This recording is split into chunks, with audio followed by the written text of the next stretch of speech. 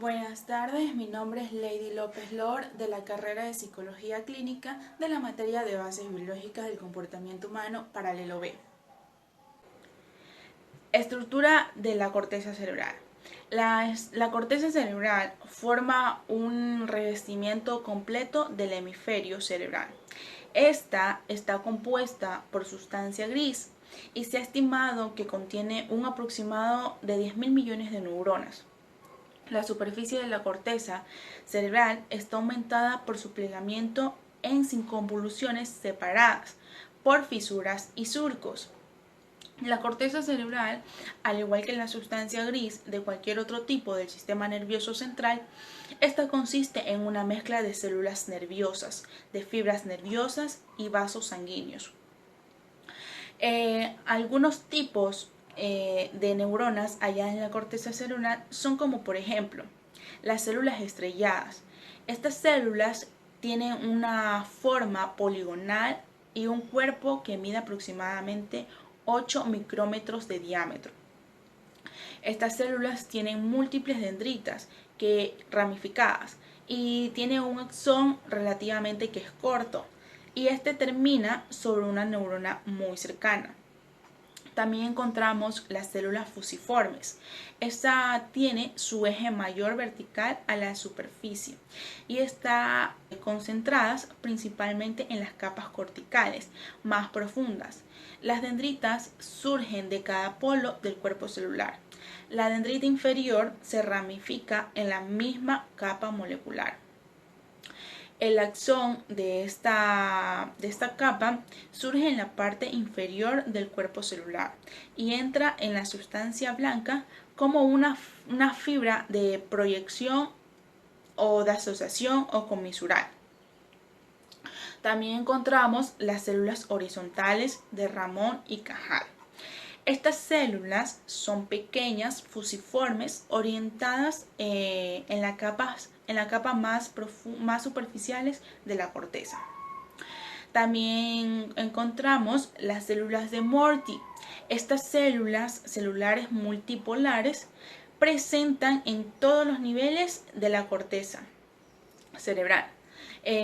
Las células tienen dendritas cortas, pero el axón de esta célula se dirige hacia la superficie pial de la corteza, donde esta termina con una capa más superficial, por así decirlo, es la más superficial.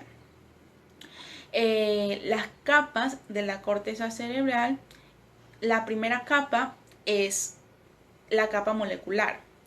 Esta capa, que es la más superficial, consiste principalmente en una red densa de fibras nerviosas orientadas tangencialmente, que éstas derivan a las dendritas apicales de las células piramidales y las fusiformes. La segunda capa es la granular externa. Esta capa contiene en un número de células piramidales y células estrelladas. Las dendritas de estas células terminan en la capa molecular y los axones entran en las capas más profundas. También vemos la capa piramidal externa. Esta capa está compuesta por células piramidales.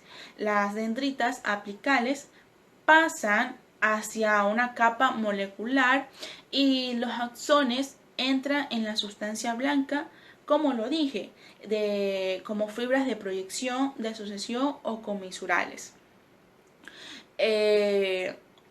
También encontramos la capa granular interna. Esta capa está compuesta por células estrelladas en forma muy compacta. También vemos la capa ganglionar o capa piramidal interna. Esta capa contiene células piramidales que son muy grandes y de tamaño pequeño. En la corteza motora de la circunvolución precentral, que ya la vamos a ver más adelante, donde se encuentra la circunvolución precentral, las células piramidales de esta capa son muy grandes y que se conocen como células de Bent. Estas células dan origen alrededor de un 3% de fibras de proyección del tracto córtico espinal y piramidal. Y también, por último, encontramos la capa multiforme. Esta capa de célula o capa celular polimorfas, aunque la mayoría de estas células son fusiformes, muchas de estas células piramidales modificadas de cuerpo triangular u ovoide. Vamos a ver a dónde se encuentran cada lóbulo. El lóbulo frontal, el lóbulo parietal, el lóbulo occipital y el lóbulo temporal.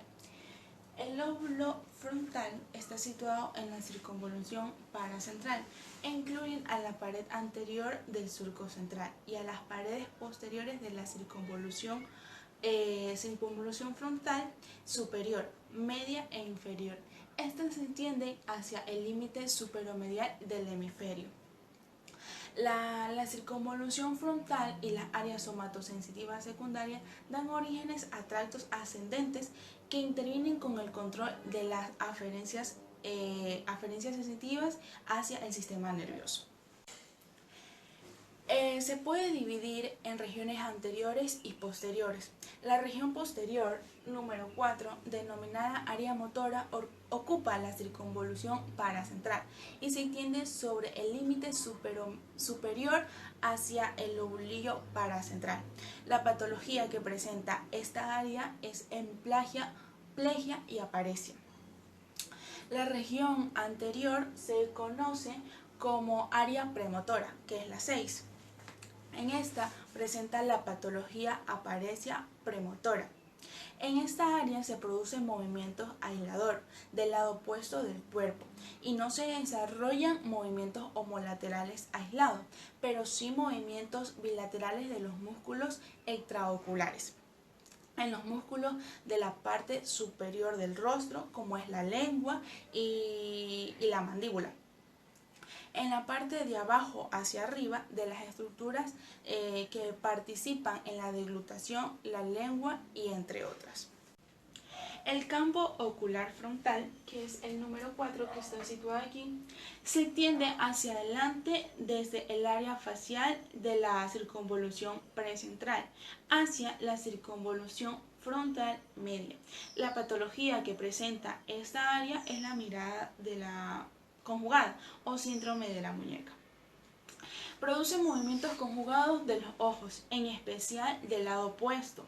El área motora del lenguaje 44 y 45, esta área está situada en la circunvolución frontal superior, entre otras ramas anterior. La patología que presenta esta área es afasia de Broca, que no se puede hablar. La área prefrontal 9, 10, 11 y 12, esta se extiende por delante del área precentral, que incluye a la mayor parte de la circunvolución frontal superior, media e inferior. La patología que presenta esta área es de pseudodepresión, déficit de atención o retardo mental. La función que realiza el área motora primaria, la número 4, consiste en llevar a cabo los movimientos individuales de diferentes partes del cuerpo. El área premotora, la número 6, en la parte de arriba es más ancha y en la parte de abajo es más estrecha. Esta área produce movimientos musculares similares a la de la área 4. El área premotora recibe numerosas aferencias de la corteza sensitivas del tálamo y los ganglios basales. El área motora suplementaria, que es la número 8, está situado en la circunvolución frontal media sobre la cara medial del hemisferio y por delante del lobulillo paracentral. La patología que presenta la área suplementaria es desviación del ojo del lado contrario, que produce movimientos oculares contralaterales. Ahora vamos a hablar sobre el lóbulo parietal. Ya sabemos a dónde está el lóbulo parietal, que es en la parte de aquí. El área somatosensitiva primaria, que es 3, 1 y 2, esta ocupa la circunvolución postcentral sobre la superficie lateral del hemisferio y también la parte posterior del lobulillo paracentral sobre la superficie medial. En el área 3, que es la parte anterior de la circunvolución postcentral, es el área que limita al surco central. Y la parte anterior, que es 1 y 2, que se llama la parte posterior de la circunvolución postcentral, que ésta posee menos células granulosas y reciben fibras de proyección de los núcleos ventrales posteriores y ventral posterior medial del tálamo. Ahora vamos a hablar sobre el área somatoestésica de asociación, que es 5 y 7. Esta ocupa el lobulillo parietal superior, que se extiende sobre la superficie medial del hemisferio. En esta área tiene muchas conexiones con otras áreas sensitivas de la corteza. Se cree que su única función principal es en recibir e integrar diferentes modalidades sensitivas. La patología que presenta en esta área es la desviación de izquierda a derecha o desorientación espacial. Y por último vamos a hablar sobre las áreas del lóbulo temporal, que es las de aquí. El área auditiva primaria, área 41 y 42, esta está ubicada en la pared inferior del surco lateral. El área 41 es de un tipo geniculoso de la corteza y el área 42 es homotípica y es principalmente una área de asociación auditiva. Las fibras que se dan en esta área son de proyección hacia el área auditiva, que se originan principalmente en el cuerpo geniculoso medial y que forman una radiación auditiva de la cápsula interna. La parte anterior, el área auditiva, está vinculada con la recepción de sonidos de baja frecuencia y la parte superior está vinculada con sonidos de baja frecuencia, ¿no? Entonces las patologías que se presentan en esta área 41 y 42 es de amusia.